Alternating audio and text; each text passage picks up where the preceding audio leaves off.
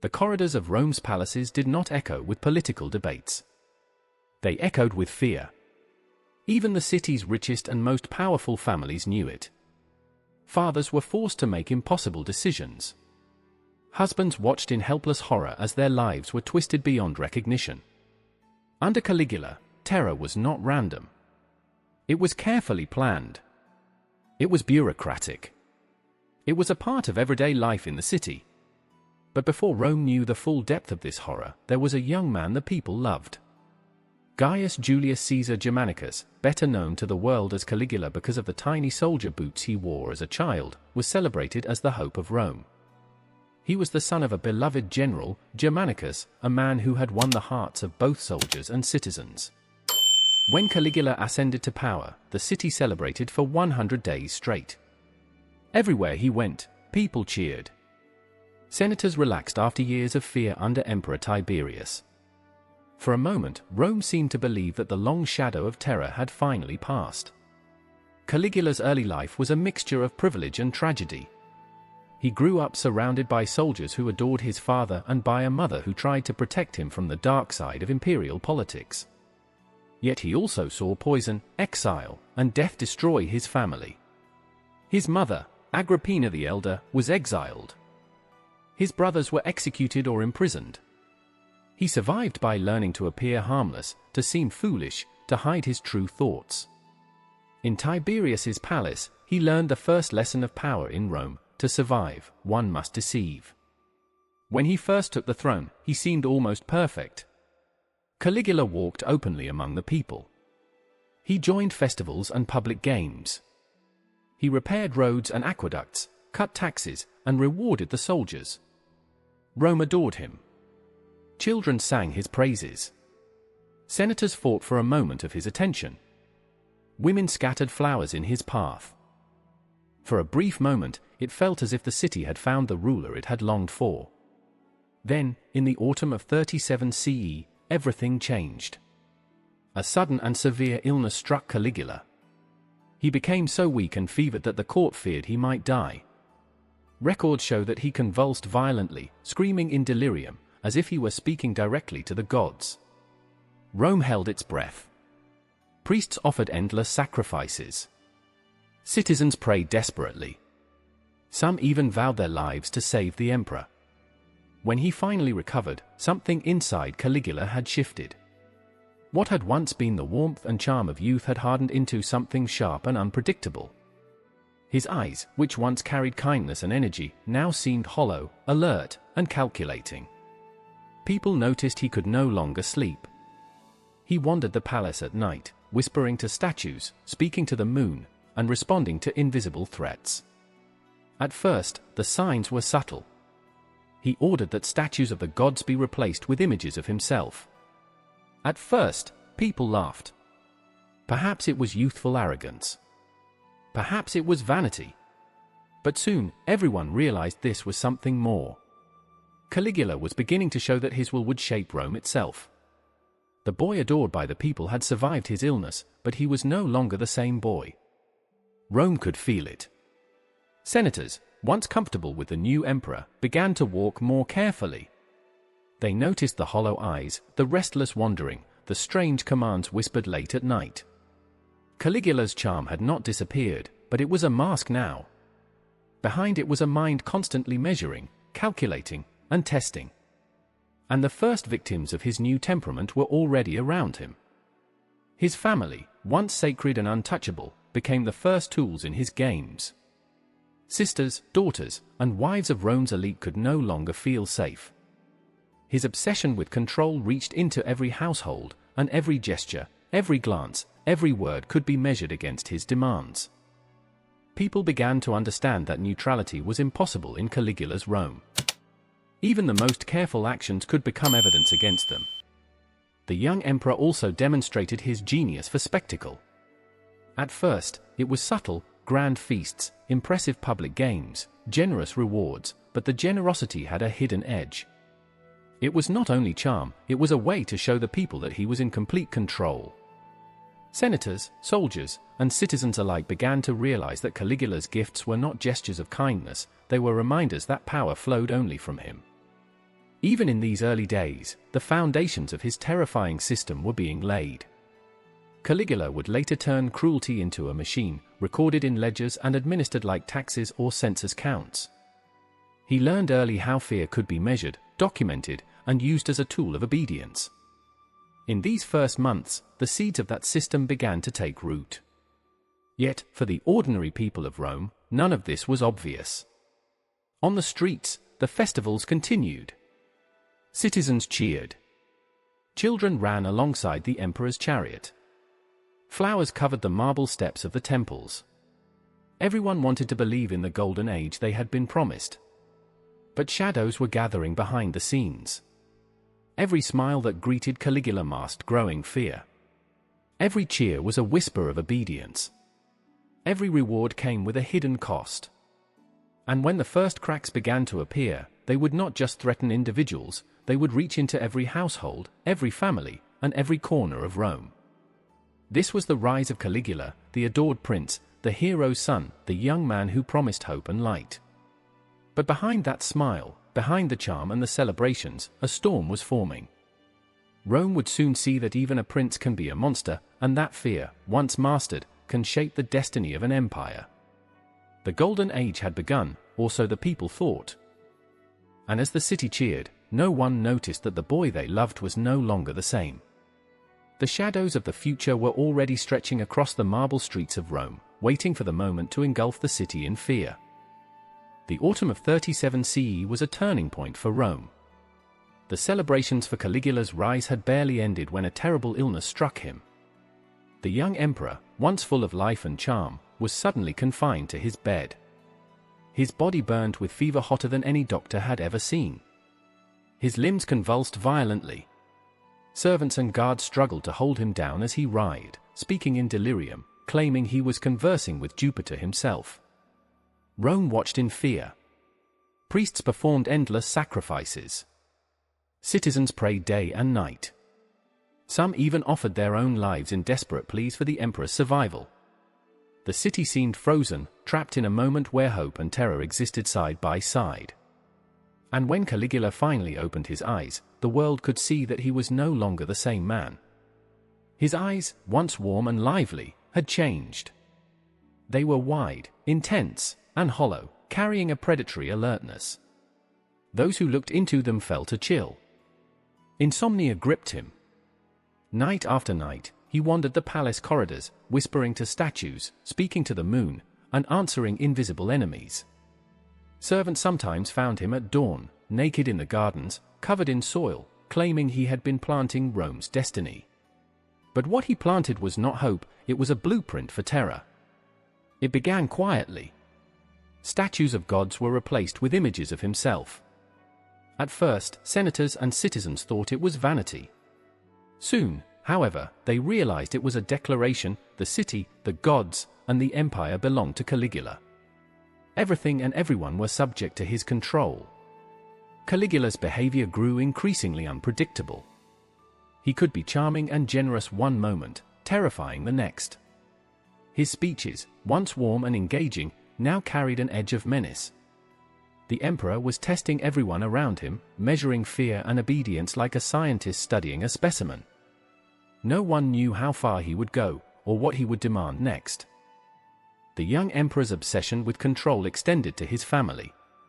His sisters, once companions and confidants, became the first to feel the weight of his authority.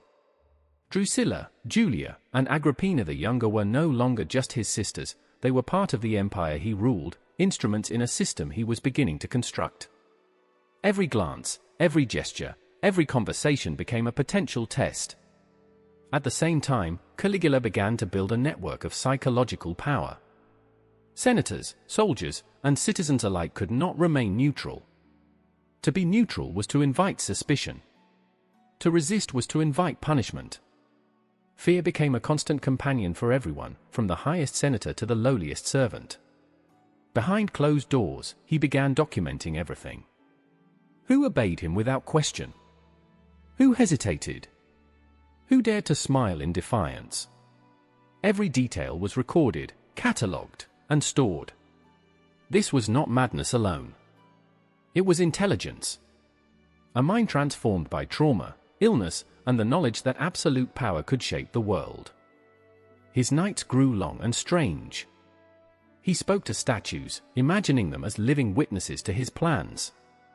He wandered halls and gardens, often accompanied by none, sometimes by terrified servants. He tested limits, his own and those of the people around him. The palace, once a place of comfort and order, became a laboratory of fear where every action could be a threat or a test. The people of Rome began to notice subtle changes. The golden parades and festivals were no longer simply celebrations. They were performances of obedience. Senators and soldiers who had once felt safe began to walk more carefully. Every gesture, every word, every action was watched. Caligula had become a master of psychological control. And yet, for all the fear he inspired, he was brilliant in his planning. He understood that terror could be more powerful than violence alone. By turning fear into routine, into habit, he could control the city as effectively as any army. The illness that had nearly taken his life had also transformed him, sharpening his mind, fueling a ruthless understanding of human psychology. Caligula's first acts after recovery were small, almost symbolic. Statues replaced by his image. New rules for public behavior. Tests of obedience disguised as games. But these small acts were only the beginning. They marked the start of a transformation that would not only touch his family but also the entire elite of Rome. By the end of the year, it was clear to everyone, the boy who had once promised hope had become something far more dangerous. He was no longer just a charming prince. He was a ruler who understood fear, power, and obedience. Rome, in its adoration, had unknowingly welcomed a mind capable of turning cruelty into a system, a methodical, unstoppable force. This transformation was not immediate. It unfolded gradually, almost imperceptibly. But each night, each command, each small test built a foundation. By controlling the smallest details, Caligula was preparing the city for a terror the world had never seen. The stage was set. And Rome, blinded by admiration and hope, did not yet understand that their beloved emperor had changed forever. The illness had not only taken a toll on his body. It had forged a mind that would soon shape the destiny of an empire. What had begun as charm, intelligence, and public favor had now evolved into obsession, paranoia, and the beginnings of systematic terror. The young emperor's mind, transformed and sharpened, was ready to write the rules of a new Rome, a city where power, fear, and control would govern every life. Caligula had survived the illness. But survival had come at a cost. The boy adored by the people had become a ruler who measured humanity in obedience and fear. The first signs of the empire's transformation were already visible. And for the citizens of Rome, the shadow of what was coming had only just begun to fall. After his illness, Caligula's charm remained on the surface, but beneath it, a new purpose began to take shape. Rome, once a city of proud senators, thriving families, and bustling streets, started to feel the weight of a ruler who had learned to control not only through laws and armies, but through fear itself. The first victims of this new system were not ordinary citizens. They were the elite, the senators, the daughters and wives of powerful families, the men and women who had once walked the halls of power with confidence. In Caligula's Rome, neutrality was impossible. A single hesitation, a single glance that displeased him, could mark someone for punishment. And punishment was not random, it was organized, bureaucratic, and deliberate. Caligula began keeping meticulous records of obedience and disobedience. He tracked who seemed eager, who hesitated, who tried to please but failed. Every action was catalogued. He measured fear, loyalty, and humiliation like a scientist recording the results of an experiment. Nothing was left to chance. Every detail, every encounter, every private meeting could later become evidence. Families found themselves trapped. Fathers were forced to watch their daughters brought into the emperor's sphere of control. Husbands could not intervene while their wives were humiliated. Some resisted, but resistance carried consequences. A senator named Cornelius, for example, refused to obey. The next morning, his young son was found mutilated, a cruel message carved into his flesh. It worked. Cornelius delivered his wife. Fear became the glue that bound obedience to survival. Caligula did not rely on violence alone. Psychological terror became a central part of his strategy.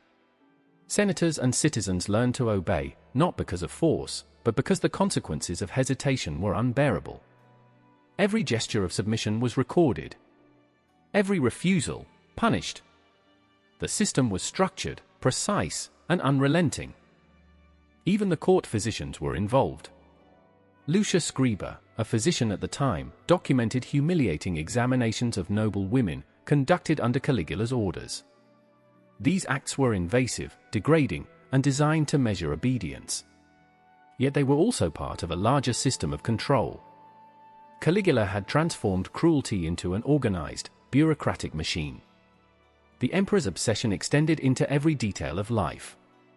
He staged spectacles in which obedience, humiliation, and fear were made public.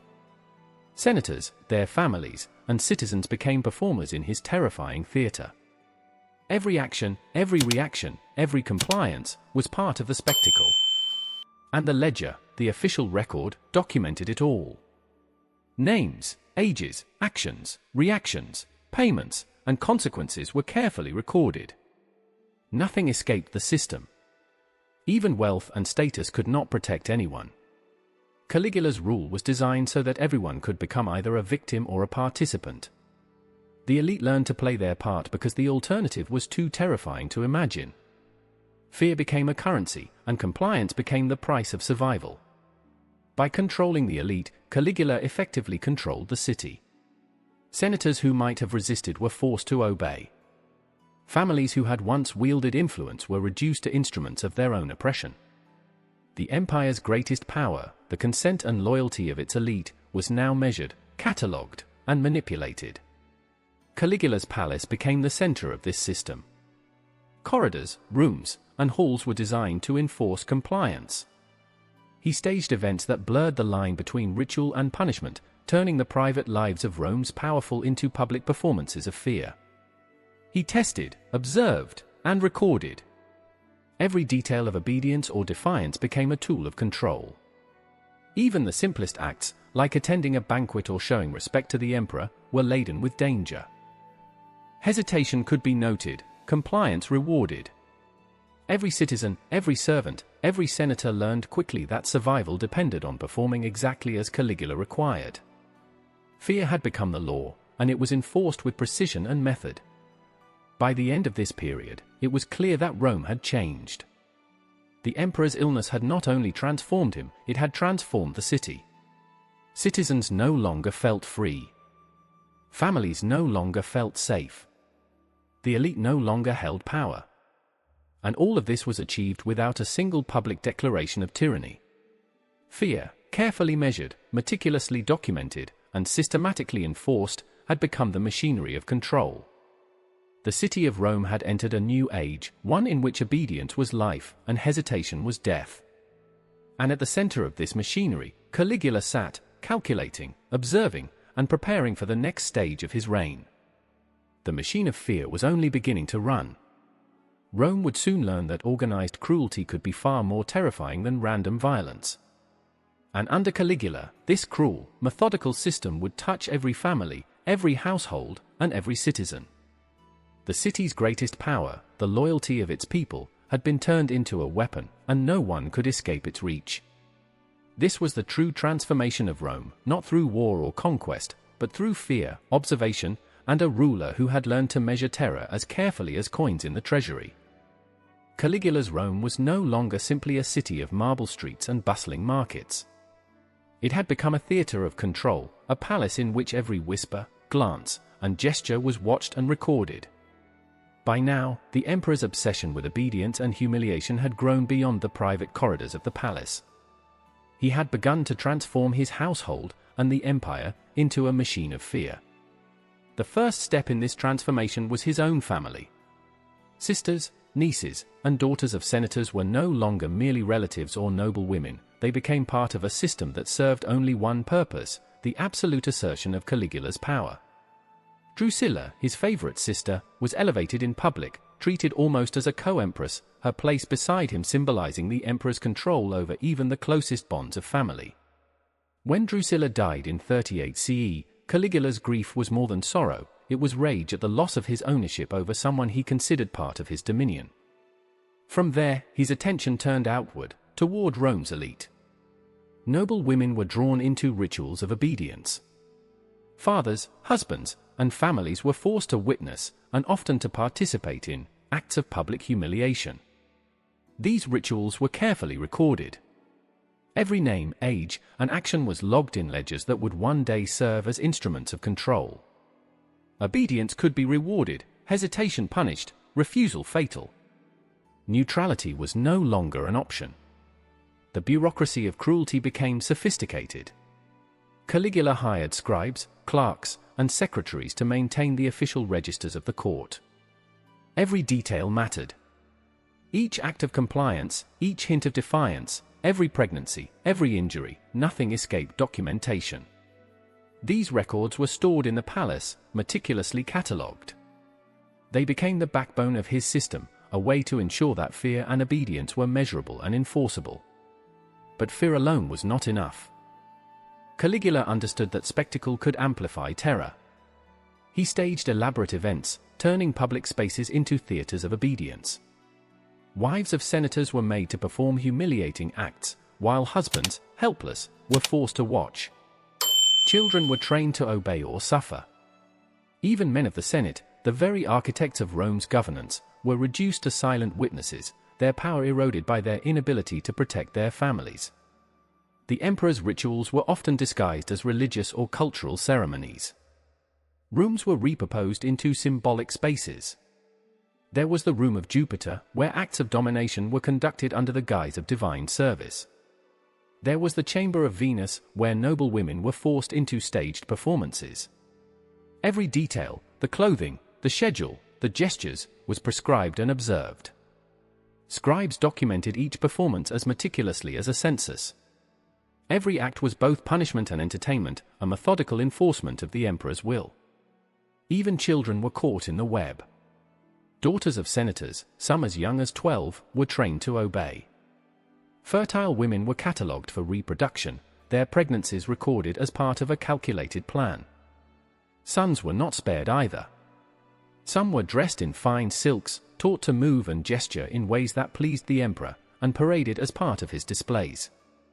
The emperor's obsession with domination extended into the youngest and most vulnerable members of Rome's elite families. And yet, the system was not only about cruelty. It was about power and profit. Payments for participation, for silence, for compliance, flowed into the imperial treasury. Every act, every forced service, every humiliation could be translated into coins. Merchants, scribes, physicians, and guards all participated in maintaining the machine. Greed, ambition, and fear ensured that complicity was widespread. Everyone became a part of the system, yet few admitted responsibility. By dispersing authority among many, Caligula made it impossible for anyone to claim innocence. Public spectacles reached their peak under full moons, when the emperor staged lunar fertility rites. Noble women, gladiators, captives from distant lands, and even animals were forced into carefully orchestrated displays. Senators, seated in full view, were ordered to remain silent while their wives and daughters were used in the emperor's performances. Every detail, timing, pairing, position, was dictated by Caligula, often using elaborate symbols to indicate his preferences. Scribes recorded it all, ensuring that the performance, the humiliation, and the terror were permanently documented. Caligula's court became a shadow empire within the empire. Scribes, guards, physicians, tutors, and accountants, all were essential cogs in a machine designed to enforce obedience and extract power. Anyone who resisted, even slightly, faced punishment. Suicide attempts, disfigurements, and secret rebellions were crushed or absorbed into the system. Caligula even declared that ugliness could serve his purposes, turning disfigured victims into symbols of ritual purity. Escape was impossible. The emperor's spies, the secret police, and informants ensured that no one could flee, and entire families were punished for the actions of one member. Yet, through all of this, Caligula maintained an appearance of charm and generosity. Publicly, he continued to reward soldiers, host games, and participate in festivals.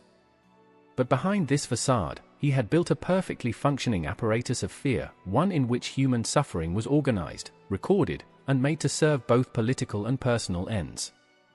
By the end of this period, Rome's elite understood the truth. They were no longer the masters of their own households or even of their own actions. Every move could be observed, measured, and punished. Fear was the law. Obedience was survival. And Caligula sat at the center of it all, controlling every detail, measuring every reaction, and ensuring that the city understood that power, once concentrated in the hands of one man, could reshape the very foundation of society. Rome had become a city of shadows. The emperor's court was no longer a place of governance, it was a laboratory of terror, and every family, every senator, and every citizen was part of the experiment. The machine of fear had begun to hum. And those who thought they were safe soon discovered that in Caligula's Rome, no one was truly free. By now, the full extent of Caligula's reign had become clear. The city of Rome, once vibrant and proud, was now a place where fear touched every household, every family, and every heart. The emperor's system of control was no longer hidden, it had become a machine of suffering, meticulously organized and impossible to escape. The first to feel the human cost were the families of the elite. Fathers were forced to hand over their daughters to the emperor's decrees. Husbands were compelled to watch as their wives were humiliated in public spectacles. Mothers and sisters could do nothing to protect the young women in their care. Obedience was survival, and refusal could mean mutilation, death, or the destruction of the entire family. Senator Cornelius was one of the first examples. When summoned to surrender his wife, he refused. The consequence was immediate and horrifying. His 8-year-old son was found mutilated the next morning, a brutal message from the emperor. Fear forced Cornelius to comply. His wife was taken. She became part of Caligula's twisted rituals, and any children born of the emperor's control were recognized as legitimate heirs over her own family. The law, twisted by Caligula, now sanctioned the destruction of family bonds. Women of Rome, noble and common alike, were subjected to invasive examinations and forced participation in public humiliations. Physician Lucius Scriba documented these acts, revealing the emperor's obsession with control over women's bodies. Fertility was measured. Obedience was recorded. Resistance was punished. Mothers watched helplessly as their daughters endured pain, humiliation, and violation, and were sometimes forced into participating themselves. The trauma of these events echoed across generations, leaving scars that could never be erased. Children, too, were caught in the system. Daughters were trained from a young age to obey, their futures shaped entirely by the emperor's desires. Sons of noble families were dressed and taught to perform in ways that pleased Caligula, their dignity stolen to serve the spectacle. Entire families became cogs in the machinery of fear, each forced to obey or face consequences that could destroy them forever. Even those who tried to resist found no true escape. Some women poisoned themselves, hoping to end the cycle of abuse. Others mutilated themselves, believing it would make them useless to the emperor's system. But even these acts were often undone. Imperial physicians restored the victims to life and appearance, returning them to the court for further humiliation, punished as examples to deter others. There was no refuge from the emperor's control. The psychological damage was immense. Many victims lost the ability to speak about their experiences. Valeria, the daughter of a senator, became completely silent after months of ongoing abuse. Her vocal cords were intact, yet the trauma had erased the words she once used. Others developed anxiety, fear, and paranoia that lasted a lifetime. Families were torn apart, trust was shattered, and love became a tool for the emperor's control rather than a source of comfort. Caligula's obsession was not just personal, it was ideological. He believed that by destroying innocence, family bonds, and moral foundations, he was reshaping Rome itself.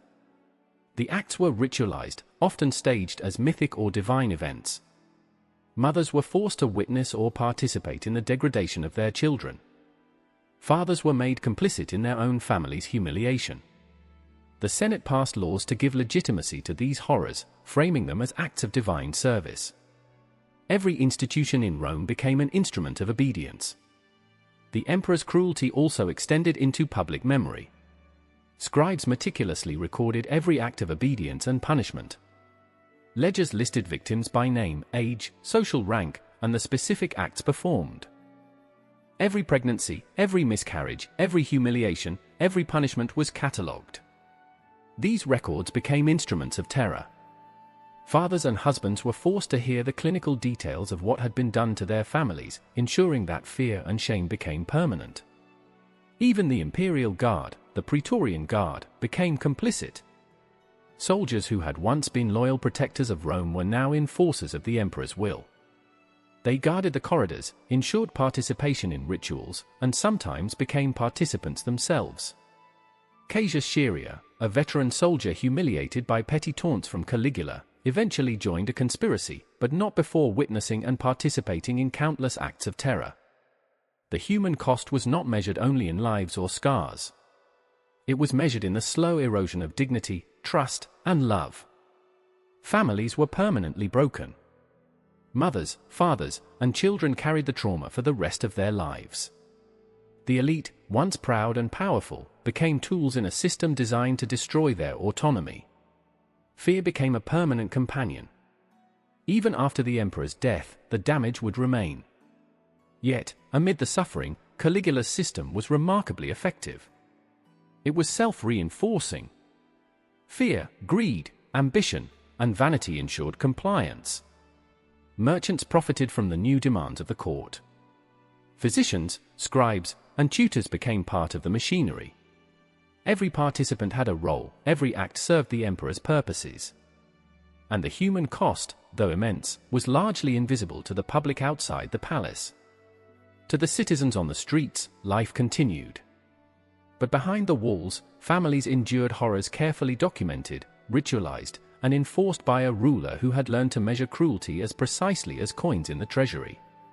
Rome had entered an era where suffering was systematic, deliberate, and inseparable from governance. The human cost was immense, yet it was also calculated. Every scar, every humiliation, every act of obedience, every fear-induced compliance served a larger purpose, the consolidation of absolute power.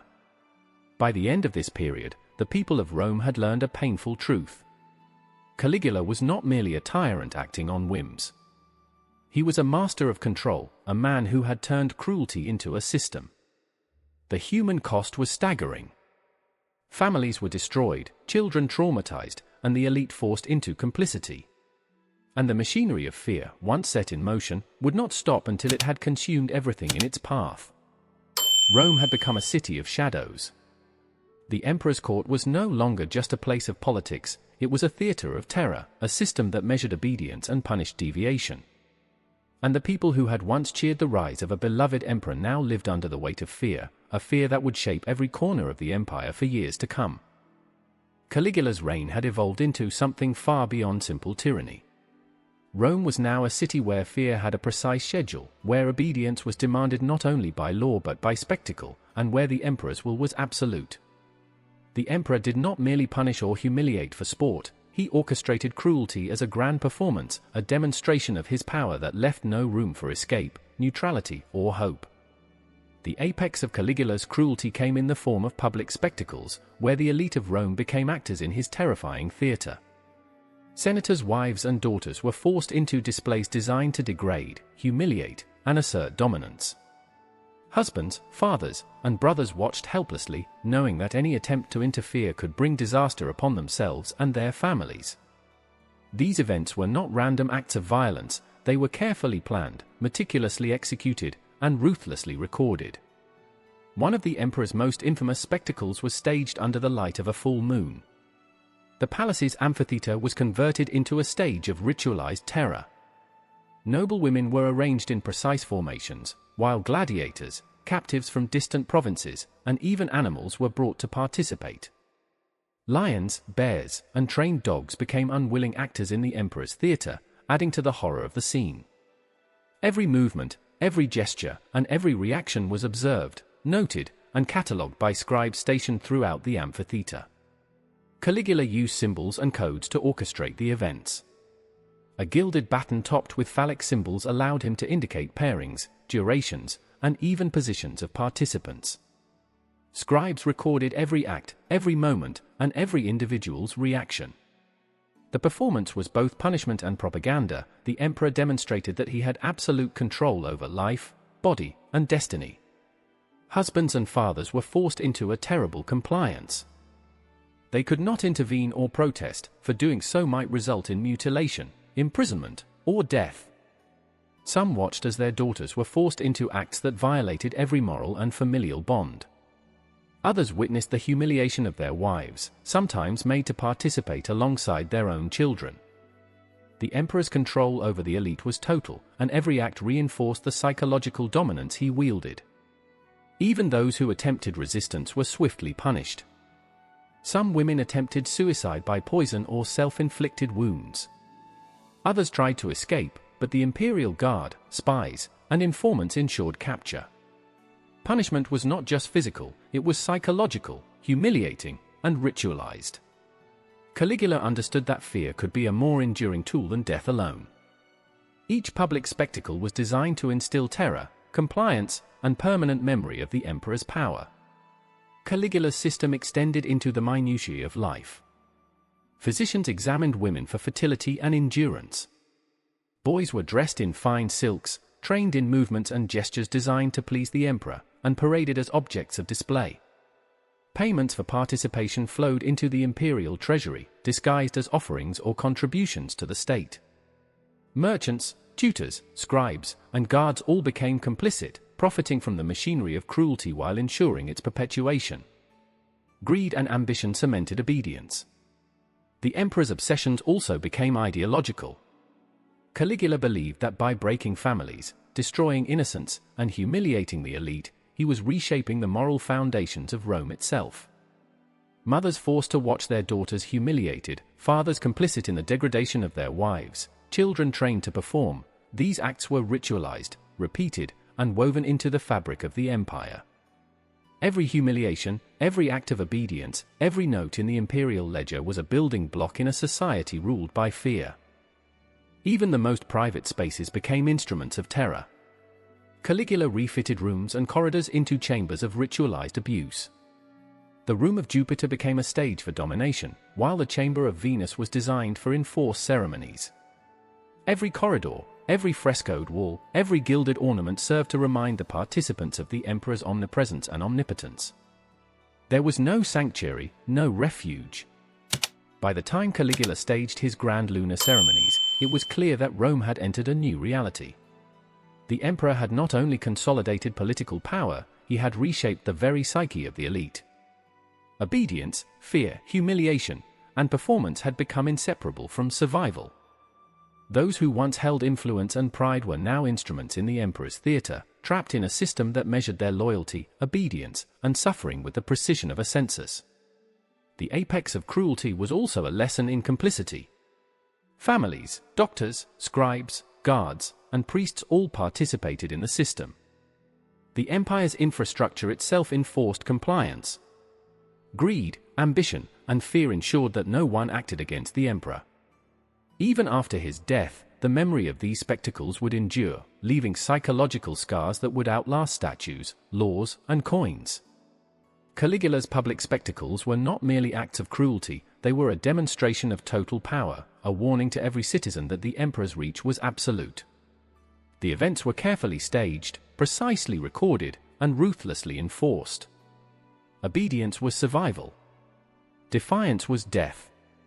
Families were instruments of the state, bodies were resources to be catalogued, and fear became the law of the land.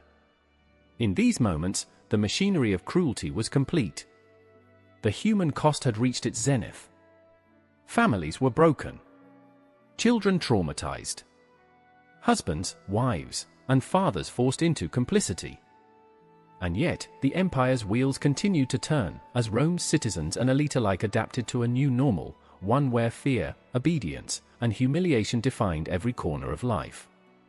Caligula had achieved the apex of his cruelty. Rome, once a city of pride and governance, was now a city of shadows, theaters, and ledgers. Every corner, every household, every heart carried the mark of his rule. And yet, even at the height of his power, a storm was forming, a conspiracy that would one day shatter the emperor's reign and reveal the terrifying truth of the system he had built. Even at the height of his power, Caligula's reign was built on fragile foundations.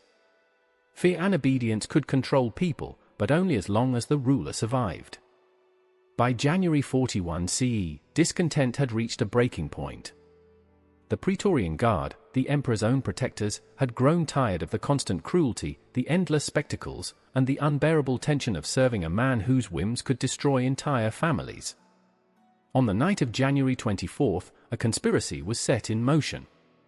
Among the conspirators was Cassius Chaerea, a veteran soldier humiliated repeatedly by the emperor's petty insults and cruel jokes. Chaerea's fury had been brewing for years, a simmering anger at the degradation he had suffered and the suffering he had witnessed.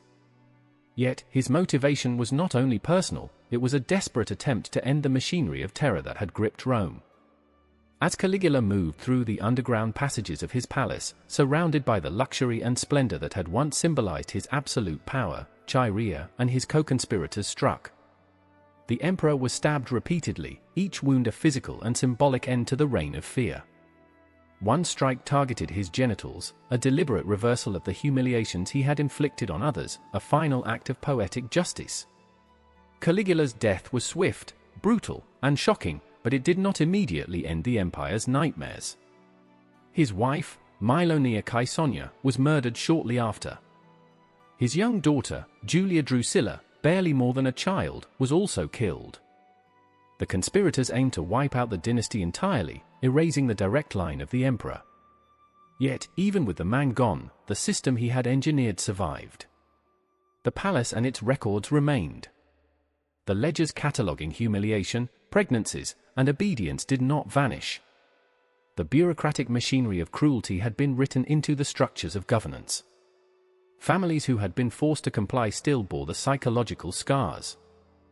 Children born under the emperor's breeding program grew up with secrets that could never be spoken.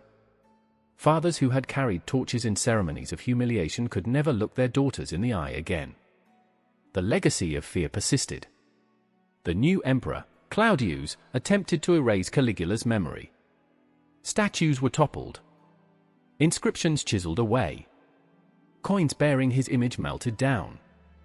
The Senate declared a damnatio memoriae, a legal erasure of the emperor's presence from history. But memory, especially the memory of trauma, cannot be so easily destroyed. Those who had lived under Caligula's reign carried the stories in their minds, bodies, and families. Scars, silent tears, and whispered secrets ensured that the emperor's impact endured long after the sword had ended his life. Caligula had not simply indulged in depravity, he had systematized it, turning terror into governance. Manuals, ledgers, and the participation of officials created a structure that could be rewritten, reused, and adapted. The lessons of obedience, compliance, and fear were passed down to new generations of administrators. The empire had learned that certain evils survive beyond the death of their architect, infecting institutions and individuals alike. The human cost remained staggering. Families were forever fractured. Children grew up with hidden histories. Mothers, fathers, and husbands carried guilt, shame, and fear as constant companions. Even after the emperor's death, the psychological machinery he had built continued to hum quietly through the corridors of power. Rome had been transformed. It was no longer merely an empire of law, trade, and conquest. It was an empire that had learned to measure obedience, humiliation, and fear as precisely as coins in the treasury. In the end, the story of Caligula is a story of the limits of absolute power and the dangers of a ruler who transforms cruelty into a system. It is a story of families torn apart, of innocence lost, of a society entangled in the machinery of terror. His death ended a man, but not the system he had created. The empire moved forward outwardly, but inwardly, the wounds remained. The children marked by the breeding program, the women who carried their secrets into old age, and the men who justified their complicity became the living testament of his reign. Rome had survived the emperor, but it carried the shadow of his rule for decades to come.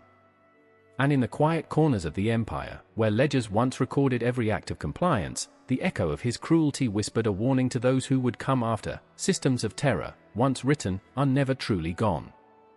Caligula's story is more than the tale of a mad emperor. It is a warning of what happens when cruelty becomes organized, when fear becomes methodical, and when human lives are reduced to instruments of control. History remembers the man, but the legacy, the lessons, the scars, and the machinery of power remains alive, a shadow over Rome that would never fully disappear.